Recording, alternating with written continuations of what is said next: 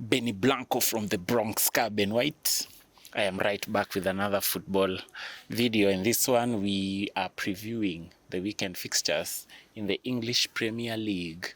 Yeah, so as things stand right now, the table is shaping up, but of course it's still early doors. You can't necessarily predict that, yes, this is what is going to happen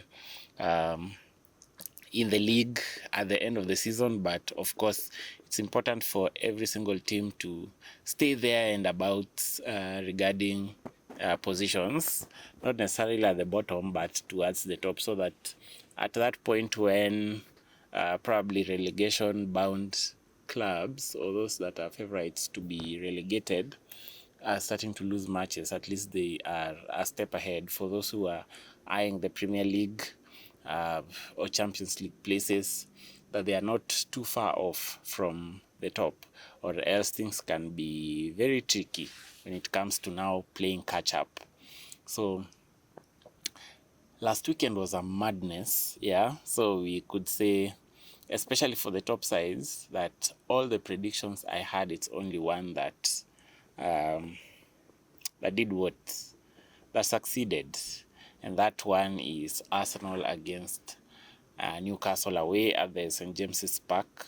But this time around, I don't know whether it will be a good time for teams to bounce back.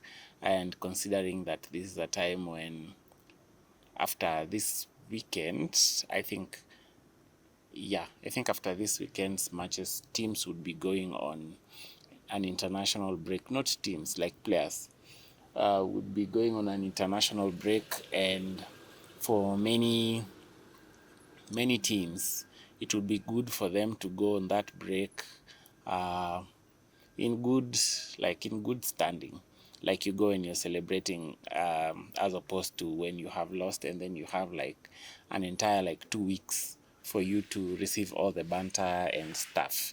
So this coming weekend, matches are starting on a Friday and going all the way to Sunday. Yeah, there's no Monday night football. So kicking us off would be Bournemouth against Fulham. I expected Fulham to do really well at Villa Park, and I predicted a win last week, but Villa had other ideas, and they came into that match and walloped Fulham 3-1.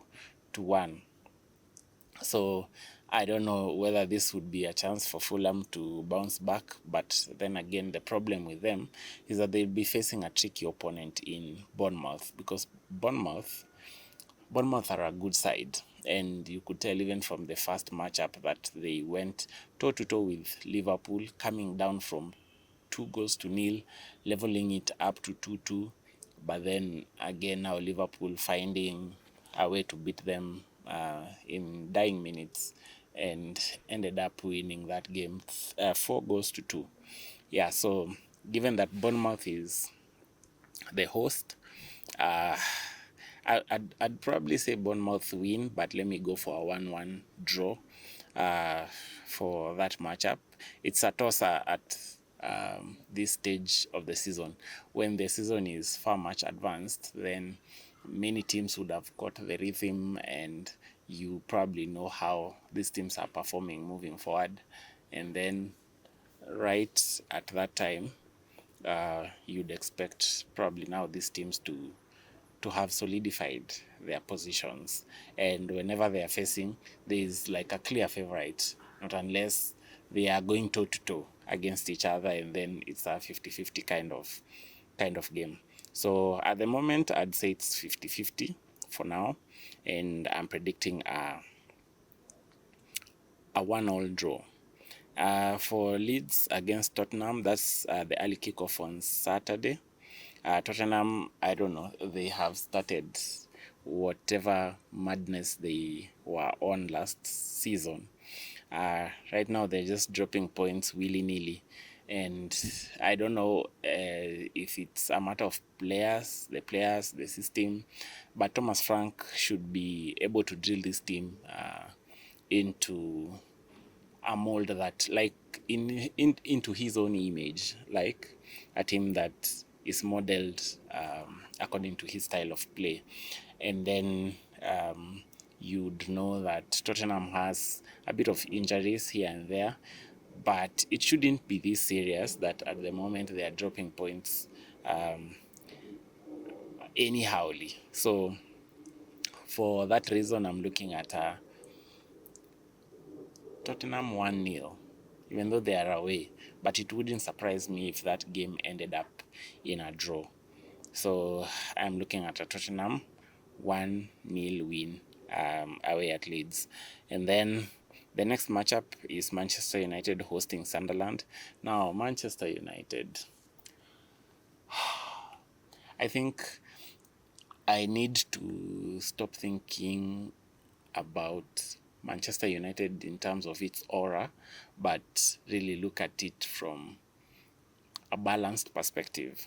And the balanced perspective or objective is that Manchester United play really well when they face up against bigger teams or bigger opponents. But when they come up against teams that are playing with a low block or teams that are considered to be less superior than them, they tend to fold. And currently they have just managed to do what?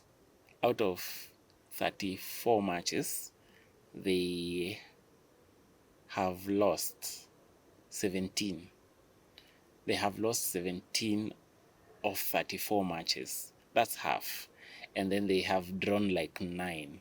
No, they have won like 9, and then the rest are draws. So they are at home, and this for this particular one, I am not predicting this based on probably me being a rival fan or anything, but I'm predicting this based on what I have observed, and I am looking at a 2-2 draw with Sunderland, because Sunderland have been performing really well. It's not like Sunderland are like pushovers or anything. They are playing really well, and for this one, Manchester United, remember, they have not mastered the art of winning back-to-back games, and they have lost to a lower league team. They have lost to away to Brentford. Of course, they beat Chelsea. That also tells a lot about Chelsea. But then I am looking at a 2-2 draw against Sunderland. And then at the same time, Arsenal will be facing off against West Ham in a London derby. Many players were rested, especially in the Champions League match that happened against Olympiacos, where Arsenal won 2-0. Declan Rice, Bukayo Saka, Eberechi Eze all came in the second half.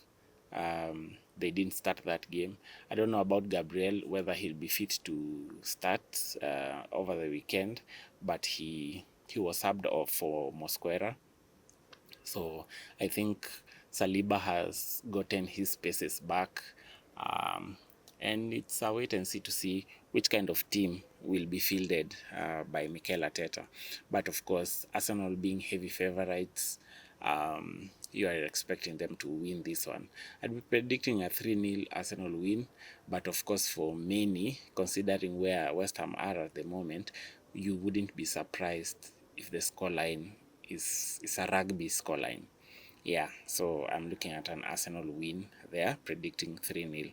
And then the big one for the weekend is the matchup at 7:30 Kenyan time.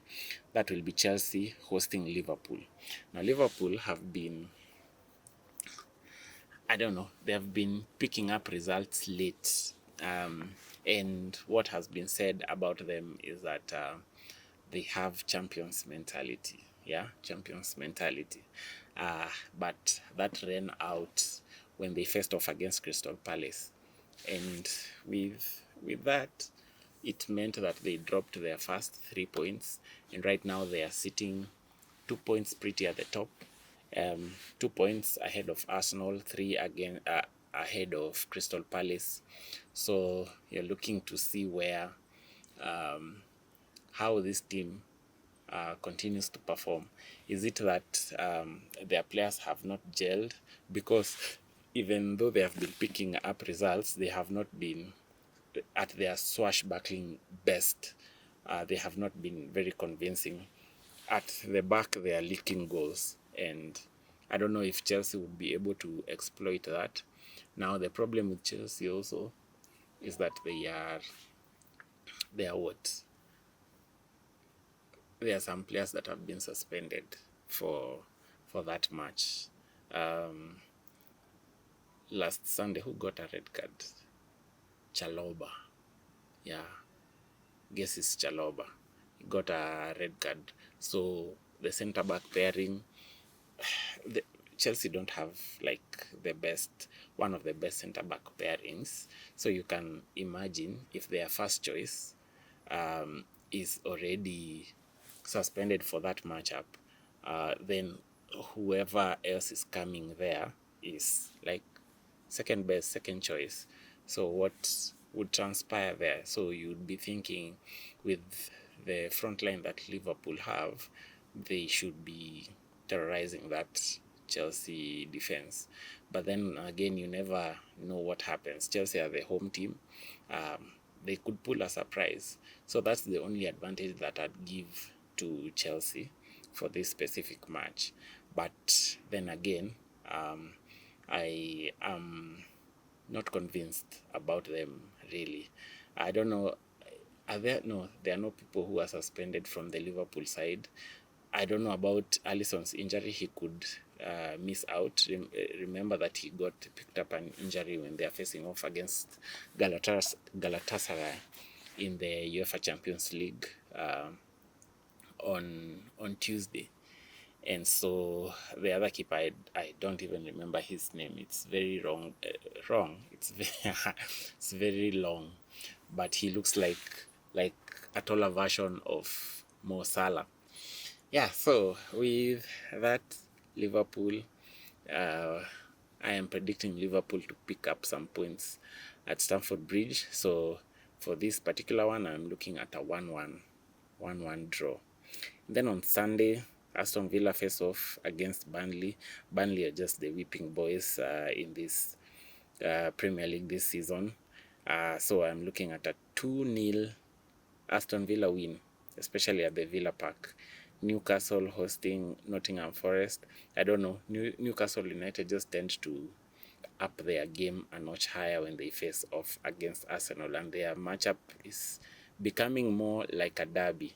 So I don't know for this specific one how they will do. Of course, considering that they beat Union Saint Gilloise on the Champions League night, they should be picking up momentum. So I'm looking at a Newcastle 2-0 win. Yeah, and then Wolverhampton Wanderers hosting Brighton and Hove Albion at 4 p.m. on Sunday, 4 p.m. Kenyan time. So all of these are Sunday matches from Aston Villa, Burnley, Newcastle, Nottingham Forest, Wolverhampton Wanderers, and Brighton. So this shouldn't be hard to predict. Yeah, any sane person should be saying that Brighton is going to win this game. Don't be surprised if Wolves just decide to pull a masterclass against Brighton, considering that they were leading against Spurs until Spurs grabbed like a last-minute equalizer. So I'm looking at a 1-0 Brighton and Hove Albion win. And then Everton host Crystal Palace. Crystal Palace currently is the only unbeaten team in the Premier League this season. They beat up who?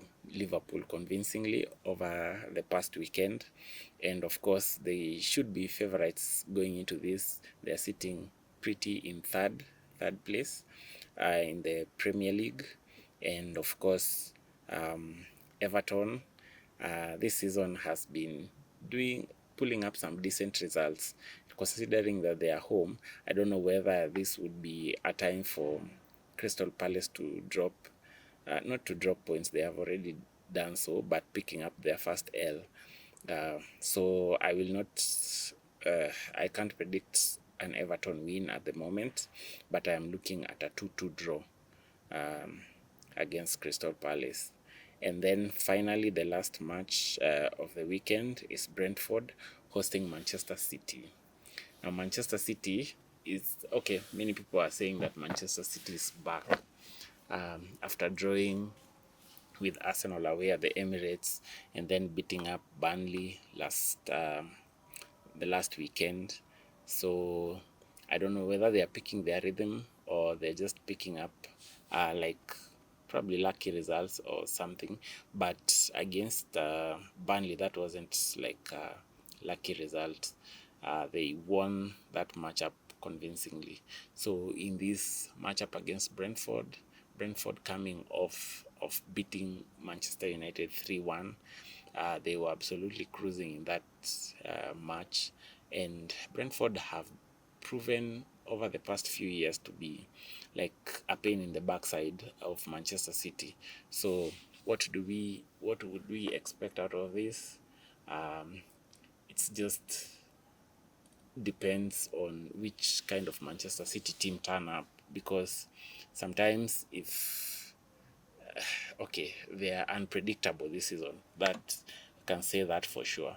So considering that they are playing away, I'm looking at a 1-0 Manchester City win in this matchup.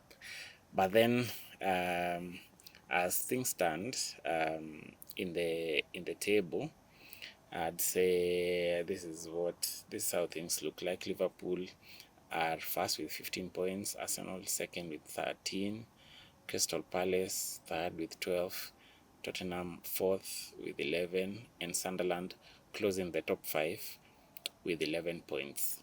And then bottom three, Burnley, West Ham, and Wolves in that order. That's 4 points for Burnley and West Ham, and then 1 point for Wolverhampton Wanderers. Yeah, so that's how things stand at the moment. So based on those matchups, you can determine how you plan your FPL team of the week early enough. Remember, matches are starting up on Friday, so be very, very vigilant. At the moment, Erling Haaland is heading the top scorers with 8, double the second person from Burnley, that's Jadon Anthony. And then you have Anton Semenyo and Igor Thiago, who have 4 each. And then Bowen, Richarlison, Sarr, Wilson, Isidore, Hugo Ekitike, Victor Gyökeres, Enzo Fernandez of Chelsea, all having 3 goals. Yeah, so that's how it stands for the top 10 goal scorers. Yeah, so I don't know what your thoughts are in the matches that are coming up. Put your predictions in the comment section, and please kindly do me a favor and like this video, subscribe to my YouTube channel, and share with your community. Yeah, so that's all we have for you today. Until next time, bye bye.